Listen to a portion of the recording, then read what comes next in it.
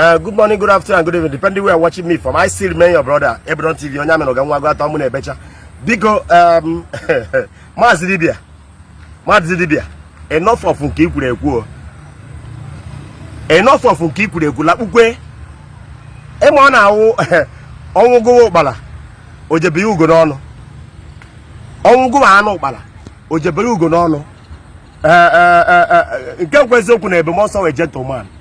Only Gelenti Ife Okuru Norte ya. Now one of the governor to go that case. When also that governor say emena na ejeburu gita yan we make it popular. Even actually all this why na umu iya na da kuzibe. Ndị man dey go used to eat. Once they na be again. Because every day na akọ ndị mmadụ fuako, every day na akọ ndị mmadụ fuako. Why no when you na work? Akwa weke na akombosi anya dị ka otu ọhịa dị ebe a kịta. Ndị anya onshi ebe a were mego tọgbọ ebe a. Onye na-akụziri unu ya. Miss what? So ọwụ no no n'ime ọhịa ka nna anya onshi na enwe toilet. Ma na mma akwụgide n'ụgwọ ike egwu m. So unu akụziri ihe ahụ ka m n'eziokwu. Enwe nchere eju unu. Ihe niile unu na force na ka ndị mmadụ bịa meme ihe unu na unu si na Arab na-agụ. Ka ndị mmadụ mebe hapụ church.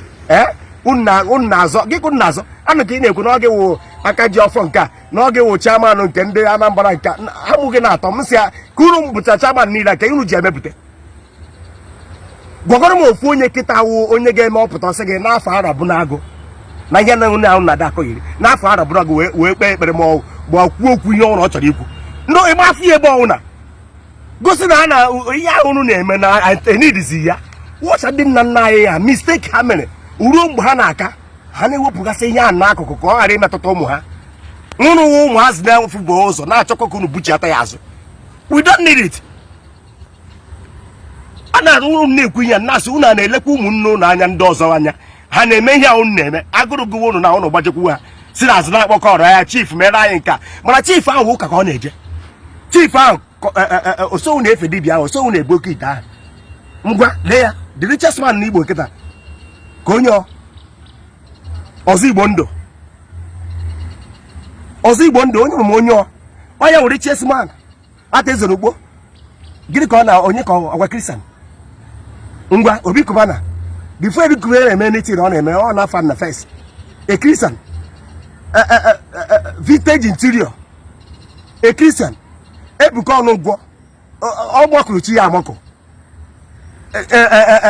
governor of Anambra State confirmed Christian governor of Abia State Oti before Oti eme editing ọ na-ebu ụzọ mee n'afọ adịna then ka ihe onye na-enye ụdị unu mụrụ unu jiri wee na-ekwuerisi ya unu na-ekwueri ka ebe unu mụrụ unu jen watch and comment section unu ihe na-ana ebe ahụ ụmụazị dị frustrated ụmụazị a gwara ha ji ebe onye mgbe ha pere mpe ka ha nwụrụ ọgaranya ha sị mba na a chọrọ ya n'ike gaa lee ihe niile onye nwere kọmentị nọsens kọmentrị na sọpọtụ unu na kọmentị unu pịa ya aka cheke eji ya ụmụ anọ ụmụazị na-amara ihe a na-akọ okenye amaghị anọkọta bịa na kọment sekshọn unu na-ekwu against ndị ụka ọ dị possible so onye unu gara afọ ebe ahụ ụmụazị na-ebu oke ite ha na-akọ na ị ga-afọ ha na-ehel unu just cheke ya na gwara today ịmafụ a reasonable person ị ga-eme ọ bata na kọment sekshọn gị ya ọsọ yes na ịma ihe ị na-ekwu because unu na-emekọ eri yes so onye nnachi ịgwa ya abịa ihe ọzọ ka ngapụ ị gara gawa ogologo akọ kọwara gị ogologo akọ na ị na-achọ isi gị lakpuo mkparị ahụ ị kparịkwara pris ya adịkwara enough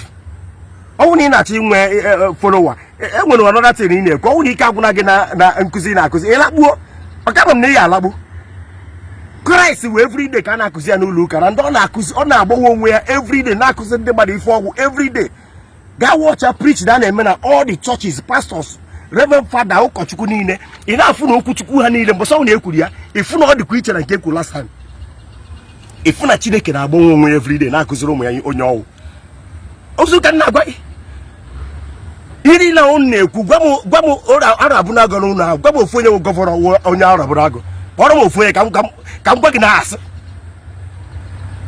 look at anyị don anyị niile nọ na Nnewi anyị ma mgbe anyị don kara eme mbido anyị don based in God bless him anyị niile bi n'okpuru egbu ga-ajụ ya na nke haijos ka obi ọ na-ejebe akụ live band kịta anyị don enwe na ụlọ n'obodo oyibo asị m onwe na ụlọ na Imo steeti na Owerri ọrụ ụlọ na Asaba na-arụ n'Enugu kịta onye mere ya ịkpa ya aka n'ọnụ gwa gị na Jizọs Kraịst na Chineke dị na ebe kuru si eweta ihe ahụ na-akọ iri ngwa lekwe nke anyị na-enọkwa kịta bibikwe nnewi Ogbuefi go talk is my friend now. Ogbuefi go talk na akwa na ama ụkọ. Mana he prayed, God bless. Galo message o nyere yesterday. Na agwa ndị mmadụ na onye ọrụ hapụrụ Chineke ga-ata afụfụ. A young man that a brilliant young man, a brave young man. Na agwa go di ya go aka no ebe no na aka ite na Arabunago. Ogbuefi go talk galo ụmụazụ ọ na-erezi. Ọ na-agwa gị na Chineke na-adịrị ya ndụ. Mbọsị aka m jere m na-emechara enwe video m na-emechara. Ọ rụọrọ m aka sị m na ihe agwa one of his hotel. Ijikwa onye mere ọsị gị na Jesus Christ na watch video niile. Ọ gwa gị na Chineke dị ndụ na onye ọrụ hapụrụ Chineke enwe problem. Then ka ihe unu ka ji achọ ndị unu na-aghọghị. Ihe nnachi igwe unu hapụrụ ụmụ nọsesi na onwezi ike dị ije ebe ahụ. Ihe ndị ga-emechiri gị okwu na enwe semina anyị nọ of recent. Jos ndị akara ife na-arụ ndị egbiri ọgwụ n'ahụ ọ na-enye nsogbu ka nwa mmanụ pụtara sị na o nwere ife eji emebi ya. Semina ka anyị nọ dị mmanụ sị o nwere ife eji emebi ọgwụ. Ite anyị a na-arụ ọgwụ o nwere ka na be dibia o merụọ. Maka onwe ndị nọkịta ahụ ọwụrọzi na kọstọma ha dị abịa. Mana ihe na-enye ya nsogbu na ajọ ọgwụ ha gbiri na-arụ ihe na-erisọpụ ha. Ị mara dị mmanụ sị na o nwere ife eji emerụ ya. Ọ bụkwa ihe ọgwụ gị agwụ na o nwere ihe ewu natural surgery eji emerụ ya. Ị mara mmadụ gwuru n'ụlọ. The man say, no, what's I hear the Kanya, only one I need the Emerald here. Mother carry thousands, I food also, as a boy to show you now people to repata. I guess I'm going. I'm going what to say. My friend, not checking with a warrior. The guy by his neighbor, Muonso, I get a hand. About 15 years ago, Ebube Muonso, Madam Afube Mocheganya, about one side, 1 to 34, or 77 decades of 15. All dash home, how, where, how, what I go. Can I go, go, give me your wobble.